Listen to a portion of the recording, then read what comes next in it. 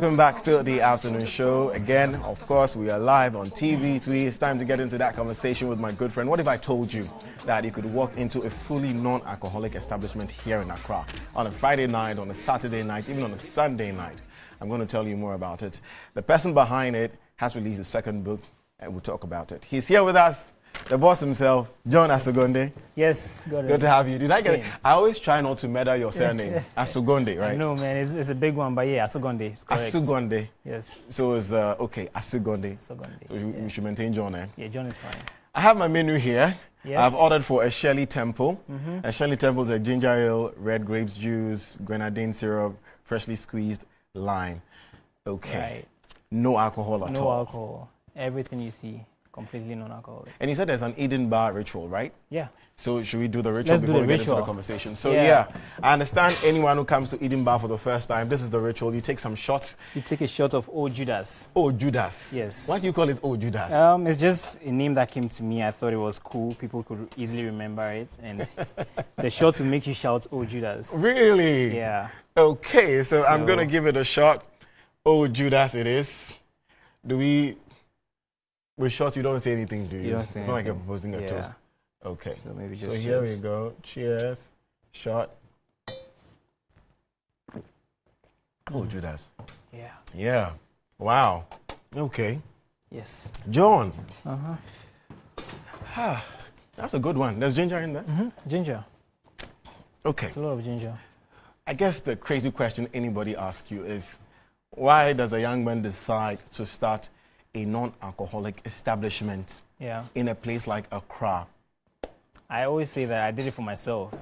You know, after I quit drinking and smoking, I quickly found out that there were no safe spaces for people like me who just probably wanted to go out with their friends, have a good time without alcohol.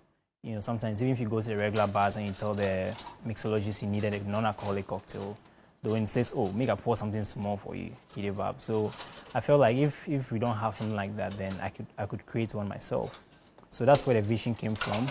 And then thankfully, by the grace of God, we've been able to make it happen. I know there were a lot of skeptics and critics, asking why a young man like you would try to open something like that. But we'll get into that. I know your second book is out, which is what I want to focus on today. And for those who don't know your story, you've been very vocal about how you used to be addicted to drugs and alcohol. Do you want to share a bit of that story? Yeah. So there was a time in my life where I was a heavy drinker and also addicted to marijuana.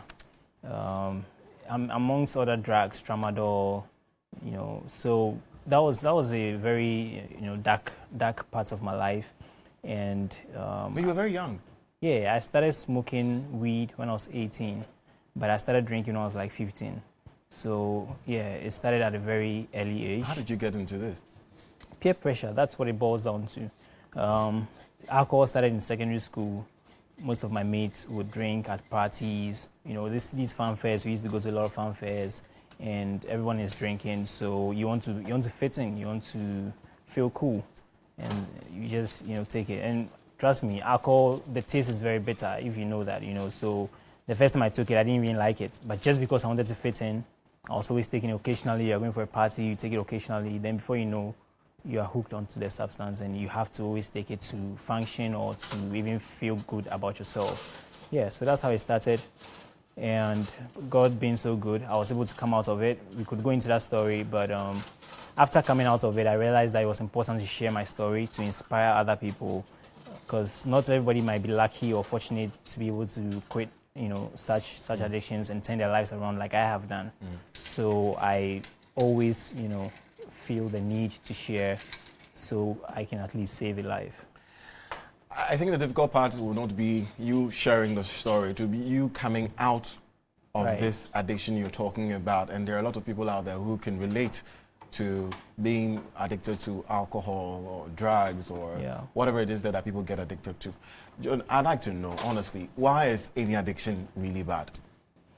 Okay, so addiction is bad because you have to depend on something to function. And the way God has wired us, we shouldn't have to depend on substances to function. Because now when you don't have access to it, it can lead you to do something you're not supposed to do. just because you need it to feel alive. So bottom line, addiction to anything, even if it's not drugs, can be harmful. It leads you to do something you're not supposed to do. It can affect the people around you. Addiction doesn't just affect yourself, it affects your friends, your close family. But more so, addiction to substances like alcohol and weed is dangerous because it alters your mind. Substances like alcohol and marijuana, tramadol, all those things alter your mind. And anything that alters your mind, puts you in a position where you're not able to judge rightly. And so if you're not able to make correct judgments, good choices, then you're killing your destiny, you're killing your future, because what you're supposed to do to get to somewhere in the next 5 years, you're not doing it now. So in the next 5 years, you find yourself somewhere you're not supposed to be. And okay. That can be What's the difference between liking something very much and being addicted to it? Is it, like you said, you not being able to function without the thing? Is that where the addiction comes in? Yeah, addiction comes in when you cannot function without a thing. You must do it. Like, you'd find every means possible to get a thing done. That's you have no control of it. You have no control over it. Oh, okay. Yeah. Liking something, if you don't have access to it, you can manage. You can think of it like, oh yeah, maybe next week. Some people like fufu so much, but I doubt those people will travel to maybe London where there's no fufu and then they are dying. No, they can survive. They can be in London for like 6 months and wouldn't really, have any issues until they come back to Ghana to try their favorite, dish of fufu. But with addiction, you need it. So wherever you are, you have to go and find, a way to access it. I think what you do is very brave, putting yourself out there to be scrutinized, telling your story. People don't like to share certain parts of their lives. Right. When you were addicted, was there ever a time where it was so bad that you just thought, this is my life, really, I can't come out of it? It was so terrible. What's the worst situation you've ever been in while you were addicted? Could be embarrassing, could be anything. So for tramadol, one time I was in a car, I was in a church row, and I was so high on tramadol and I was drooling. And one lady, old woman, sitting by my side in the church row, she looked at me and was like, wow, fine boy, and her words really hit me because it felt like my own mother talking to me. This lady was almost like my mother's age, and I felt so bad. How were your parents? Yeah, my parents are based in the Volta region, but yeah, I was just living my life. And so you were in Accra? I was in Accra, yeah. Okay. And no siblings around, somebody to look over you? Oh, they couldn't do anything. I was so far gone. I was so entrenched in the world. I was so excited about the party life, everything that the world had to offer. So I don't think they could have even done anything if they tried, because they tried. Actually, when my mom found out I was smoking, she talked to me about it. She prayed with me. She begged me to stop. She was always crying, but it didn't really change anything. So until God himself came into the picture. Careful so you don't spill it. Let's take a sip. So this is the creme de la creme. Okay. From Eden Bar, and you have the Shirley Temple. You know what it looks like? What? I want to say it. It looks like a Baileys. Right? And it tastes like a Baileys. It tastes like Baileys? Yes. Yes. So this is like an Irish cream. I had to do a lot of research to make this happen. But also because of my experience in the nightlife, back when I was in the world, I used to work with a nightclub, so I understood the culture behind the bar, behind the party style. So I did a lot of research to create some of these things, and this tastes exactly like Baileys without the alcohol. So this is all your attempt to supplement the addiction with something better, right? Create an alternative that is better than the addiction, or to feed the quote-unquote addiction, right? Right? Mm-hmm. In your book, because the new book, Unchained, yes, Unchained, I totally love it. This is the second one? Yes, that's my second book.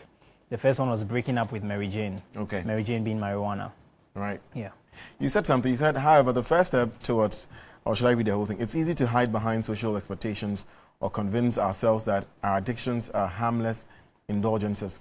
However, the first step towards breaking free from any addiction is acknowledging its presence in our life. Do you think that people who are addicted don't know that they are addicted to something? They know, but they're in self-denial. And I was there before. When I was heavily smoking, those who you know, those who were looking out for me, even including my former boss, D Black, he would sometimes tell me, Charlie, John, you for slow down on this thing. But I felt like, oh, I had it in control. And I'll tell him, oh, Charlie, I go stop anytime I want. But I couldn't. You know, and he would always tell me, you for slow down, you for stop this. But I was just in denial. So they tell you you're addicted, and then you try to say, you know, you have it in control, but truly you don't. And that's why I put that there to make people understand that before you can even come out of addiction, you need to accept that you are addicted to something.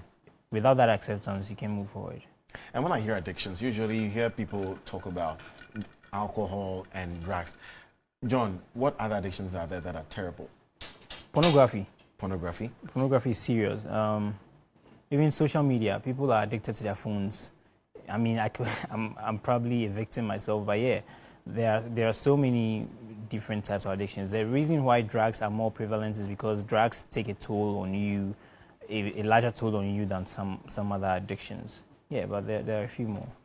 Again, going back to the book, look at me juggling my Shirley Temple and the book. So you said this book isn't just a reflection on past mistakes or a guide for overcoming addiction, but it's an invitation to embark on a personal journey of self-discovery and the celebration of the unwavering human spirit. The first part of the reason you wrote this book is to also just a little bit reflect on yourself. You said it's a lot of introspection, and then also overcoming addiction.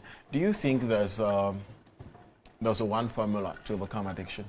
Because let's take masturbation, for example. A lot of people who have said that they try to come out of masturbation said, you know, they'll pray. Sometimes they go for deliverance and all that, and they never come out of it. That's one aspect. But we're looking at alcohol, we're looking at weed, we're looking at pornography, like you said, other things. Is there a formula? Could you propose a formula and say that if you follow these steps, you are certainly going to come out of any form of addiction? Well, there's no one size fits all. We are all different. The context matters. You know, recently, a parent was looking for a rehab for their kid, and they wanted a bougie place because some of the rehabs are like prisons. And in Ghana, I can understand. Yeah, you know, so we're all very different. But there are actually some principles that you can follow to come out of addiction. And I've actually laid that out in my first book, Breaking Up with Mary Jane. There's a 30-day guideline that you can follow to come out of any addiction. But there are some key things you need to do. You need to change your environment. You need to throw away certain triggers. So if you're a smoker, you don't need to have lighters in your room. You don't need to have the wrappers and all of those things. Sure. So there are some key things that you have to do.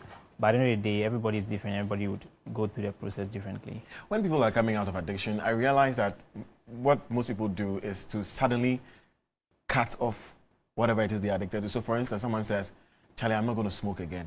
And what they do, like you said, they'll pack the lighters, they'll pack the, what do you call it, the razors, the whatever, all those things, and throw it away suddenly, everything. Yeah. But they tend to get withdrawal symptoms, and they start to look, or what do you call it? There's a word for it. It's a withdrawal symptom. Withdrawal symptoms, right?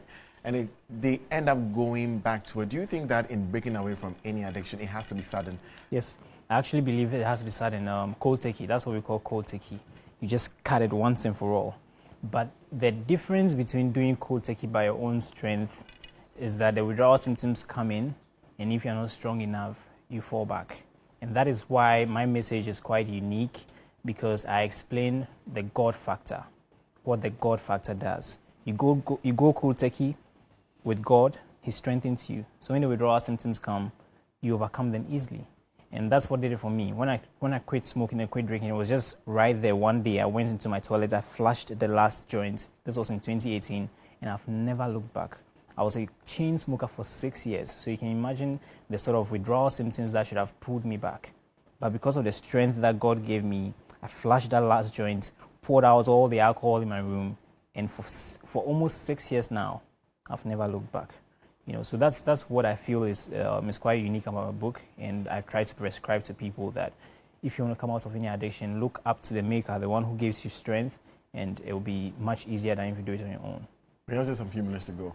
So let's say someone's struggling with pornography. I can understand how you can just flash your weed and throw your alcohol away. Pornography is on your phone, it's on your laptop, it's on the internet, it's everywhere on Twitter.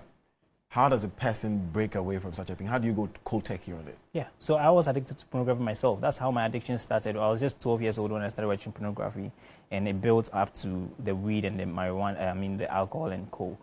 But you see, again, that's why, okay, well, there's a chapter in the book that actually deals with that topic. But that's why you have to choose what you see and what you hear and everything around you, you have to choose wisely. And so when I became born again, there were some accounts I was following on Instagram that I had to unfollow. Because you go on Instagram, you see a lady, it's probably not full pornography, but she's just wearing some sexy attire, and immediately you're drawn to go and search xvideos.com. You get me? You know the website? Yeah, I mean, so you need to unfollow certain people. You need to take certain things out. All the triggers have to go out. I mean, of course, like Twitter, you can control it. You just probably on your timeline, and then pornography pops out from anywhere. But you need to take that conscious effort to clean your space, both physical and then online. Clean it. Beautiful. John Asogonnde. Yeah. Unchained, embracing purpose beyond addiction. I read the forward. I saw men like Richard Akita and this prophet, an Indian prophet. Is an Indian prophet. Yes, Prakash Pine. Yeah. Yeah. Also comment on it. We are launching this book, aren't we? We are launching this book on Sunday, the 19th of May. At Edinburgh, obviously. It's in Tesano. Okay. So the launch is happening this Sunday at 4 p.m. Edinburgh. You're, of course, invited. I brought you your invite. Thank you very much. I've gotten my invite here. So I'm definitely going to go. Exactly. Sunday, Edinburgh. Edinburgh. Tesano. What time? 4 p.m. 4 p.m. Yes. Do we need to come with something? Just come ready to feel inspired and to support my movement. There are going to be a lot of drinks on the house, food, so it's going to be a good night. John, I wish you the best, honestly. Thank you so much. I think you're doing a great job. Is it safe to call you Pastor John now? Nah, I'm not The beginning of the book talks about it, right? Yeah, like I'm not Pastor John Asogonnde. Why are you running away from the pastor? I'm not necessarily running away from it. In the book, you said it started very young. You used to preach with your friend. I know. Right? I know, yeah. I mean, are you a PK? Am I what? A PK? Yeah, I'm a PK. Yeah. So your dad is a pastor? That's a pastor. Assemblies of God. Yeah. Gagae. Watch out. There we go. Got you on that one. So, okay. But I don't think I want to be a pastor. I feel as Christians we can impact the world in anything we do. You know, you're a journalist, but you're impacting the world with the gospel. That's how it's supposed to be. You don't necessarily have to have a podium to preach the gospel. Wherever you are, you can be the light, and that's what I want to be. And you are a light, John, I must say. Thank you so much for talking to us. Thank you. I want to finish that Shelley Temple. And I have a special request. Are you married? No, I'm not. Please. Do you know any Aram? Aram. If you don't know any Aram, please, there's a viewer on social media saying that they are crashing on you. Facebook, to be specific. They're crashing on you, John. What are you going to do about it? How do you break away from this addiction? Just joking. I've had to fight a lot of stuff like that, but yeah, it is what it is. Thank you so much, John. Thank you. And all the best. We'll be there this Sunday, Edinburgh. Please grab a copy of Unchained. If you suffer with any form of addiction, trust me, this book is going to help you by the grace of God. You're still watching the afternoon show. When we return, there is more.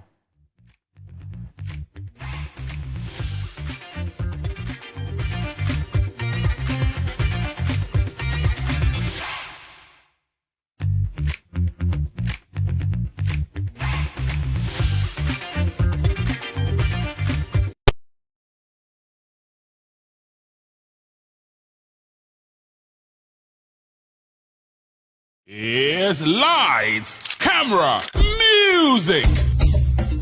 The stage is set, the stars are ready, and Ghana's biggest night is here! The 25th Telisol Ghana Music Awards Night happening live on Saturday, 1st June at the Grand Arena from 7 p.m. Be part of the extravaganza of rhythm, sheer talent, and high fashion, plus all the drama of who wins what. 170 nominees, 30 awards, plus 18 superstars, all performing live. You can't miss this. Book your tickets now, starting from 500 Ghana cedis on star 713 star 33 star 25 hash, or call our hotline on 0501 288520. The 25th Telisol Ghana Music